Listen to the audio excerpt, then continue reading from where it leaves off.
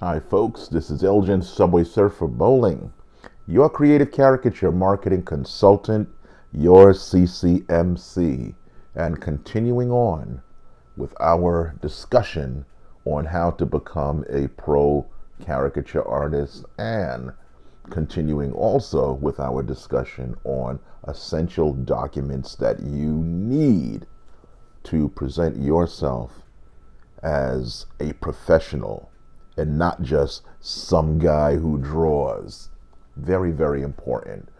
We've already covered the letter of inquiry, the letter of introduction, which tells people who you are, what you do, your goods and services.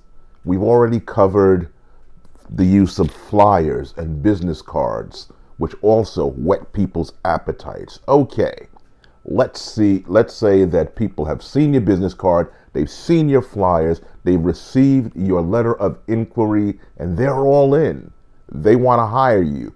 It's a done deal. They call you up.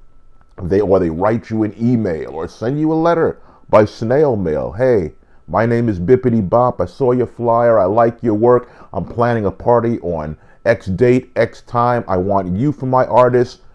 Be there. It'll be a done deal. You're going to work between these hours, blah, blah, blah. Great. See you there. And you get all happy, like I used to. And then, a day or so before the party, what usually always happens when you do things that way is, hello, this is Bippity Bop. That party that we were going to have you perform at, we've decided to go into another direction. We've decided that a caricature artist doesn't really fit into that theme we were going for. Yeah, I know we agreed to do it, but I really can't do it. Okay, bye. And there goes your job. Matter of fact, it's even worse than that. There goes any opportunity that you might have had by other people contacting you for that day. And that's how I used to work when I first got into the business. And why did I work like that? Well, I guess it's because caricature is a fun job. It's festive, okay? It's not like accounting or any other type of high-level business administrative type of jobs. And it doesn't seem like work. You meet people, you're having fun, it's going to be a festive occasion, you feel great, there's smiles all around, but never forget that it is business. It's serious business. And most people I've found treat artists like they are hobbyists. Matter of fact, they treat artists like they are doing you a favor by helping you out by giving you work. And some will be so bold to tell you that. Well, I just wanted to help you out. Do you know, I'm going to digress, but this is funny. I was working a job on the street one time at a in a very rich part of town where I was known, where people would line up even before I got there, because they knew that I was coming. That's how popular I was. But I was setting up. Okay, I had my stand all up. I'm screwing stuff together. I'm getting my papers out of, my bag. It's going to be a great day. And this guy walked by in a business suit. He was eating a bag of potato chips. He saw me setting up I'm sitting on the ground. He saw me setting up. He literally threw the bag of potato chips in my direction and said, "Here you go." I'll never forget that, because it told me something about the attitude of a lot of people when they look at artists. They look at you like, I don't know, like you're one step above homeless man. Like you're begging for work. And this is all you can do. And it really doesn't make a lot of money. This man did not see me as a professional. And it doesn't matter whether I was on the street or if I was actually coming to his place of business or his home. 9 out of 10 times, I'm willing to bet that he didn't see me he would not have seen me as a professional then also. I'm taking a long time to segue into the most important piece of paper that you need as your essential documents, and that is a contract. A contract. Okay? A contract, automatically, when a person sees that you have a contract for work, it puts them in another phrase of mind. It freezes them. It arrests them. It makes them realize that, okay, I'm not just dealing with a guy who draws as his hobby. This person sees himself as a professional. This person keeps records. This person pays taxes, which you need to do. And this person means business.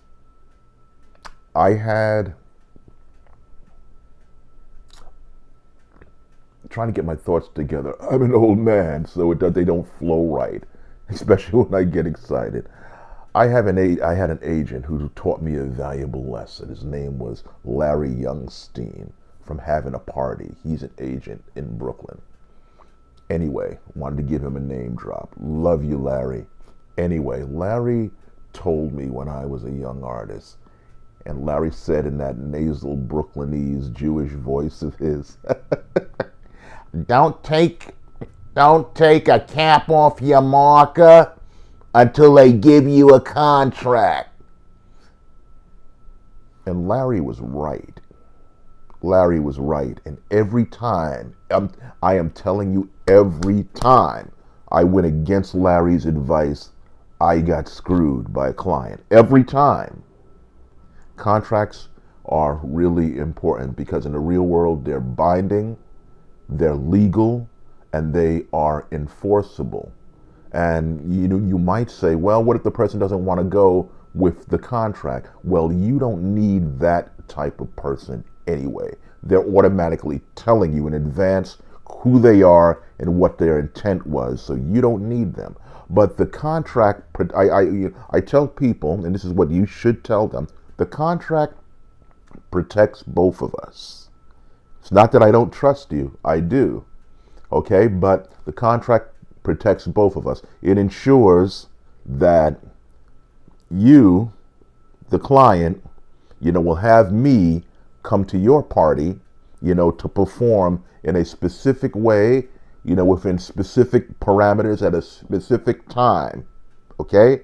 It binds me to that, but it also protects me against, I got so mixed up.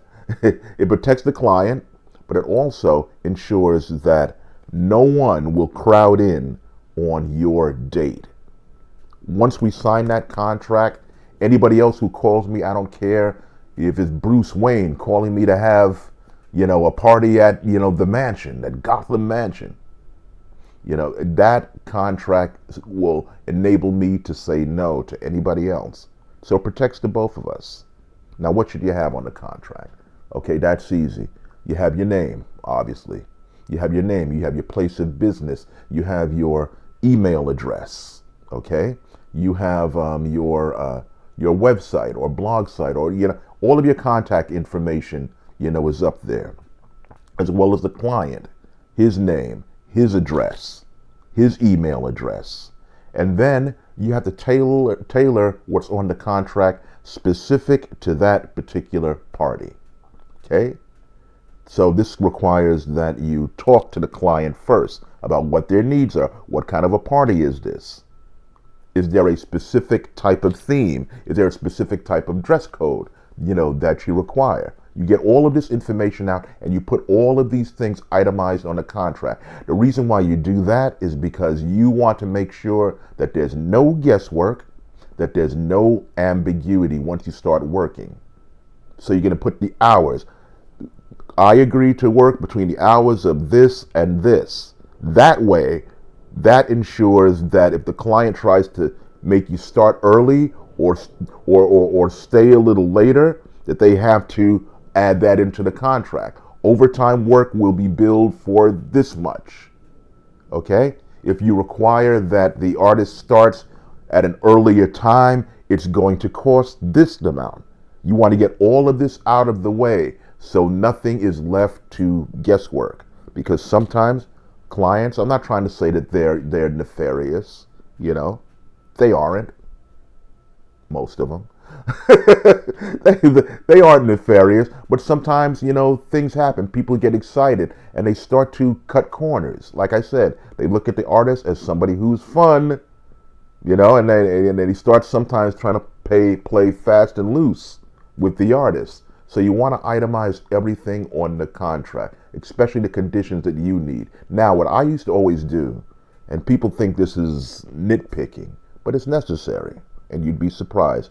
I would always say, and commit this to memory because it's important, artist needs a place where he can set up where there is good lighting and access to an outlet. Very important. If you do not put that, like I did, like I used to did not, people will have you set up in the back of a room next to a fireplace, which I was. And they'll say, oh, that's your light source right there. You're in a dark room with your back to a fireplace because that's your light source. Or they'll put you in a corner with a light bulb, 100 feet above your head, and you feel like you're in an interrogation room. They did that to me because for some reason, people will take care of, in a party situation, they will take care of the DJ. They will make sure that the food has a specific place. They'll even have a place for the face painter or clown. But I don't know what it is. For some reason, I guess they think because you draw, you're versatile. You can just move around, not realizing that you have papers and you have pens and you might have frames. You might have plastic bags. You got all of this equipment. You need to be stationary. And in order to draw, you need light to see. And it has to be accurate.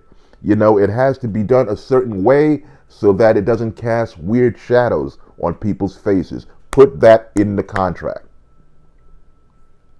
Also, I would say I need a small table, obviously, to put my work on. Okay, my business cards, my flyers, and I need three chairs. One so I can sit on, and because people like to sit together, couples, I need 2 other chairs. 3 chairs, and that's it. Okay? Put that in the contract. It is very important because, like I said before, you want to set yourself up for success, and you want to position yourself, always want to position yourself as a professional. So when you come into the party and you start asking for stuff, they can give it to you because it's in the contract. All they have to do is read it. Okay? So I would usually come into the party, and if my stuff wasn't there, I would refer to the contract. I need this, and this, and they would get it without complaint, even if they hadn't thought about it, even if they'd slipped their mind. And that's what happens too. I have come into parties where I have outlined things specifically on the contract, and I would come there and it would not be set up. And I had to remind the client, this is what we talked about in the contract. Also, this is what I also suggest, and I'm jumping the gun here, but this is important. It is so important that you put down the terms of how you want to be paid. If getting paid by check is okay with you, put that down in the contract. If you'd rather get paid by cash, put that down in the contract. If it's important to you to get paid at the beginning of the party, which I suggest, and I'll tell you why in a minute, put that in the contract. If it's important, and you should be doing this anyway, when you book a job, you need to get a deposit first. We'll cover that, in another session. Okay, but you need to put this down in the contract so that there's no ambiguity. There's no guesswork. I'm a big advocate for getting paid before, as soon as I arrive. And I used to have it in my contract. Artists will be paid the full amount or the balance, whatever I've worked out, of the agreed upon amount upon arrival. Upon arrival at the party. And this is why. Again, I would explain to people, it's not that I don't trust you. I do. Obviously, I trust you. We've signed a contract, and I'm here. But at a party, there are certain dynamics that happen. The guests arrive, people begin to have fun, they begin to talk. The hosts, they're playing hosts, they're running here and there, and by the time you're finished, a lot of times you can't find a host. Sometimes emergencies happen. I had an emergency happen at a party with the host, and they had to leave along with my money. I couldn't get it until sometime afterward. Things happen. So what you want to do is you want to get paid before everything starts, while it's still fresh in the person's mind. And if it's in the contract, they won't give you any problems about this. Now, some people say, well, if you do that, you may not get a tip. And you might not. But guess what? You're not entitled to a tip. A tip is a free thing, for work that the client decides, oh, I really loved what you did. Here's something extra. You are not entitled to a tip. You are entitled to getting paid for the work that you have agreed to do. And a contract ensures that you get that. So that's a very important piece of documentation that I suggest that you make this part of your essential documents. One last thing on it. Like everything that you do when you're positioning yourself as a pro caricature entertainer, when you make your document, you can personalize it. What I used to do, I would put in the background of the document an illustration of one of my caricatures, usually a caricature of myself. I would make it into a watermark and then put the text on top of it. Very, very easy to do if you have any of the software that we have today. You can do this in PowerPoint. You can do this in Microsoft Word. You can do this in virtually any app. So easy to do. But when you make up your contract, make it look memorable. Make it, you do it with different colored paper. Okay? But make sure all that information that I told you about is on the contract, and you will set yourself up for success. I guarantee it. This is Elgin, Subway Surfer Bolling, your creative caricature marketing consultant, your CCMC, and we'll be back with more information.